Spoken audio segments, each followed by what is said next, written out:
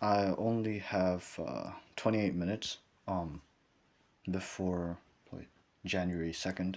So I'm gonna try to record, all 6 points before time's up, if I can. And I'm not sure if all the points that I'll speak in this part four out of six, part fives and part six will be on January 7 and January 13 respectively. But yeah, hopefully I can. Uh, I mean, there might be some mistakes in what I say. There probably will be. But I'm just gonna I'm just gonna explain based off of my current understanding. So, uh, yeah. Okay. First point. Uh, Chapter 20 of the Lotus Sutra. Maybe I don't have to keep saying Lotus Sutra, because you guys would know. So, chapter 20. The title is the Bodhisattva Never Disparaging. It says, the quote is, "This monk did not devote his time to reading or reciting the scriptures, but simply went about bowing to people." And I'll add to that quote, and telling them that they will become Buddhas, uh, which is basically what Bodhisattva Never Disparaging did after he bowed to the people, or simultaneously while bowing to others. He would tell them that they would definitely become Buddhas. Um, So this is actually really hopeful if you think about it, because, for example, Ananda, uh, the Buddha's Ananda might be the Buddha's closest disciple. I'm not sure. I don't think the Buddha would have favored Ananda over his other major disciples, or over really any other being. But Ananda was I think always physically attending the Buddha. So at least in terms of like physical distance, Ananda was probably closest to Buddha more than anyone else. And so it says in chapter 9 of the Lotus Sutra, oops, I made the mistake, but chapter 9, Prophecies, titled Prophecies Conferred on Learners and Adepts. The quote is, "Ananda constantly delighted in wide knowledge of the law in square brackets. I constantly put forth diligent effort." So basically, Ananda did not become Buddha, even though Ananda was able to, cover all the scripture in Buddhism and have it all in his head memorized, all in their head memorized. Still could not achieve Buddhahood. So what is more important is that what you learn, you put into practice. So when you learn something, it's at the state of the mental. If you can put that in words, and more importantly in action, and basically, or you can even technically meditate and bring yourself to a certain state and push out your meditative state to influence the way that other people feel and their emotions. That's also possible. That's why the yeah, if you do these things and cause changes, or bring benefits to other people, tangible benefits, or benefits that they can manifestly experience, and these are all examples of diligent effort, or not just learning something and having it at the level of the mind, but actually applying what you learned, which is, of course, Buddhism is all about practicality as well, so that's very important. Yeah. Okay. Point two is going to be quite long, but basically, chapter 10 of the Lotus Sutra, the teacher of the law. The quote is, "This sutra opens the gate of expedient means and shows the form of true reality." I want, viewers, or I want you to realize that it's not as hard as you think if you've been trying to use brute force for a long time and still can't break through. Really, what I say here can be applied to anything um, that you deem appropriate. Yeah. Uh, it's, for example, earthly desires are enlightenment, is what 天台智智 yes, Tiantai Zhi taught. And basically, you don't remove earthly desires, you purify earthly desires, and you gain a pure body and a pure mind. And these have actual manifestations that you can experience. So it's not just, of course, theoretical. Like, you can actually experience your body is lighter, your mind is clearer, you are much more energetic, all these things. Yeah, so for example, like, if you want to become a Buddha, you have to use what is within reality. You can't be like, I'm going to become a Buddha, but I'm not going to rely on anyone, or I'm not going to, read any of the sutras. I'm going to try to do it the hard way, because that's ridiculous. There are enough sufferings, as it is. Life is already, difficult as it is, and other people are suffering already. There's no reason, if you want to practice the Buddha way, for you to make it more difficult for yourself, then you need to. So basically, use everything that you can. And of course, anything that you can use should be used properly. So let me give you an example of that. Basically, there's this Bodhisattva or Buddha known as gladly seen by all living beings. And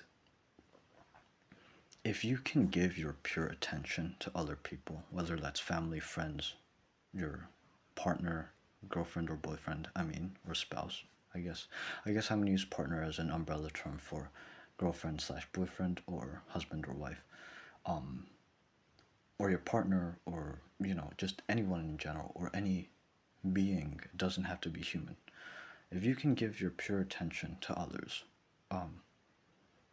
then, you in a way also deserve that for yourself. So, deserve that yourself, or at least the karmic effect of that would be that others would give you their attention, their undivided attention, and of course it would be also a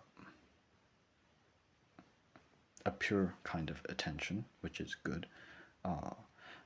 So gladly seen by all living beings, basically, bodhisattvas, especially, like for example, the first ground bodhisattva is happy to be seen by other beings, and first ground bodhisattva is also happy to see other beings.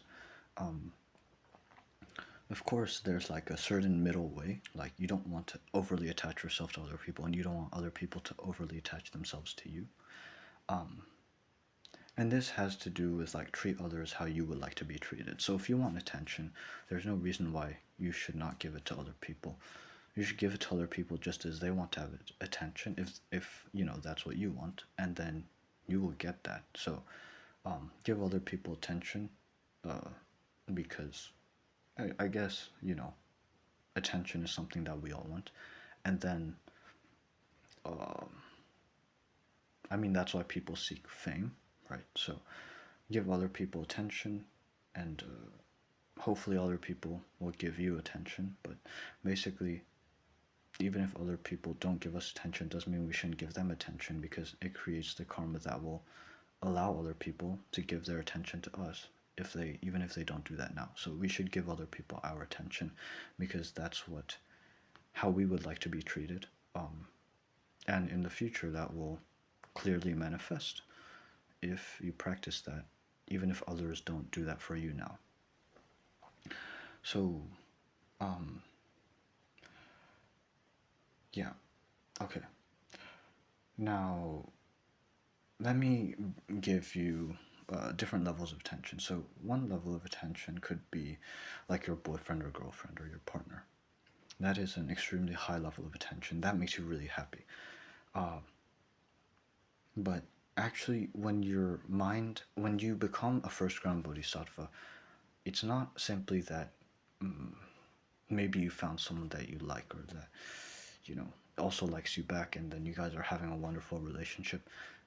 There's another thing. It's that, at least at the beginning, you will tend to be attracted, or tend to find a certain kind of joy in seeing, for example, guys in seeing girls, and girls or gals in seeing guys. And this is a very at least this is my belief. This is a part where I could be wrong, certainly, but I think it would be the case that generally, if you reach the first ground, not only are you in a great relationship, but you would also feel like a certain sense of attraction towards all people generally of the opposite uh, gender or sex or whatever you want to call it. So, and this is an important thing. Um, uh, yeah.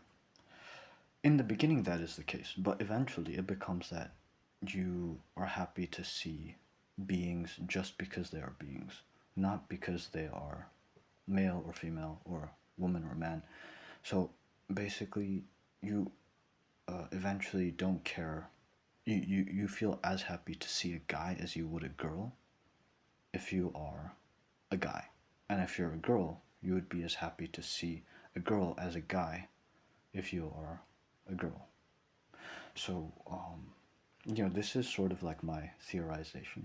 Could be wrong, but at least it's what I experience. Like when I like someone, like when I have felt really elated in the past because I liked someone.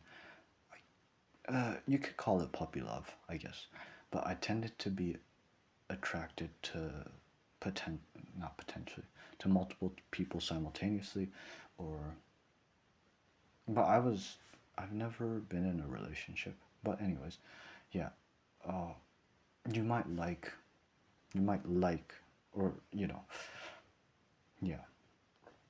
But this is something very important to understand is that uh, that like so Nagarjuna's treatise on the 10 Bodhisattva grounds on page 107 out of 749, or if we're talking about the book page 105, the quote is, "The eye sense faculty and the other sense faculties are still prone to follow their respective sense objects." What does this mean? A first ground bodhisattva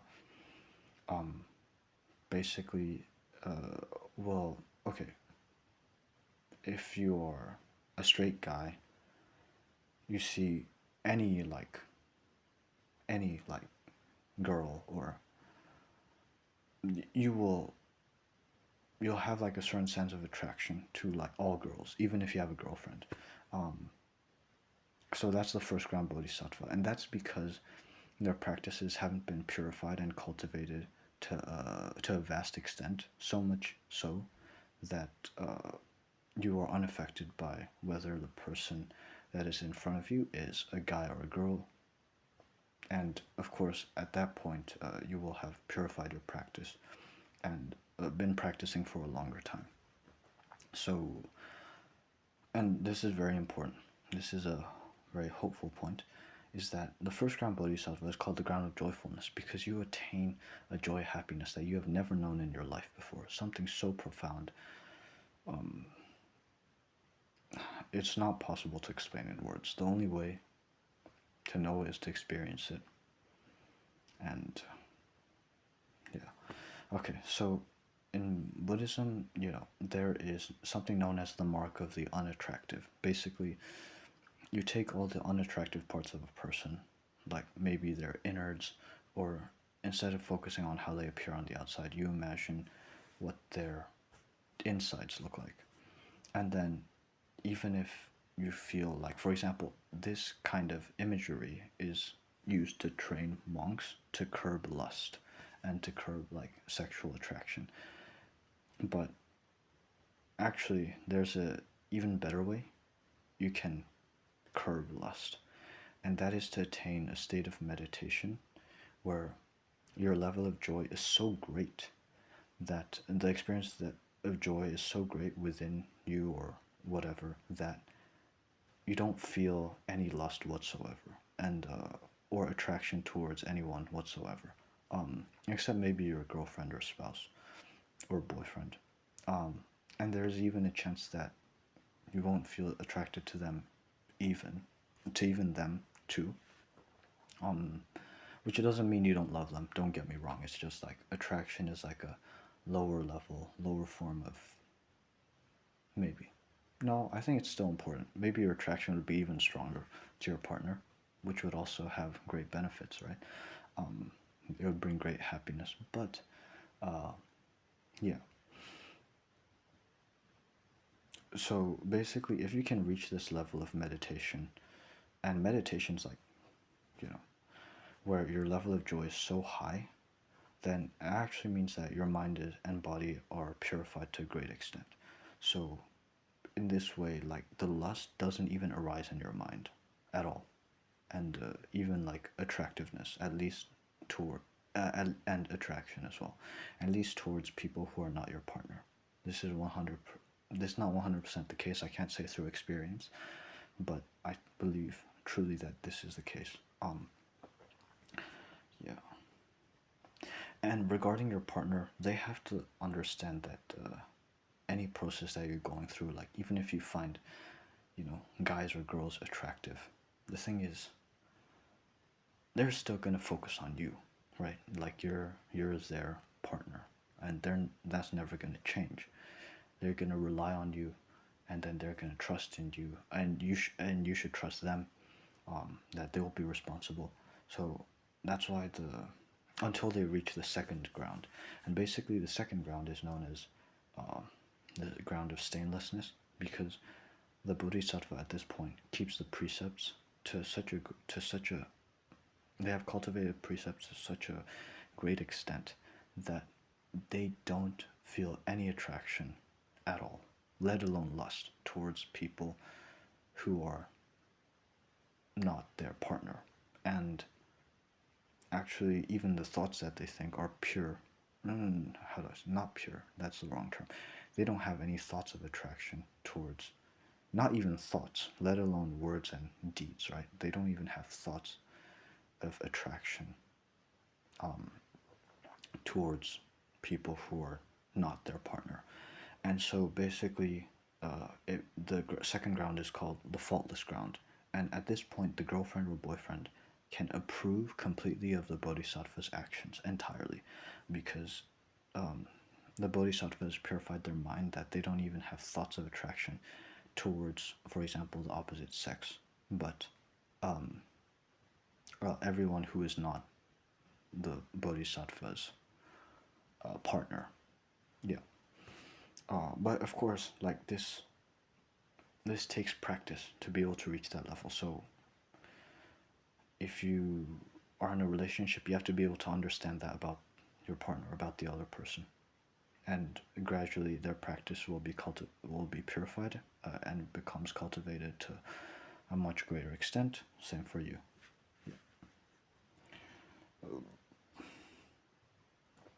Oh yeah, and okay. Okay, that was a really long point, the second one, and also it's pretty hard to explain it clearly and in a coherent flow, where it goes from one logical point to the next. So if you didn't understand it exactly, or you understood the gist of it but not what I said precisely, yeah, hopefully you can forgive me for that. But I mean, it was a difficult point to explain. I'll just move on in the next video.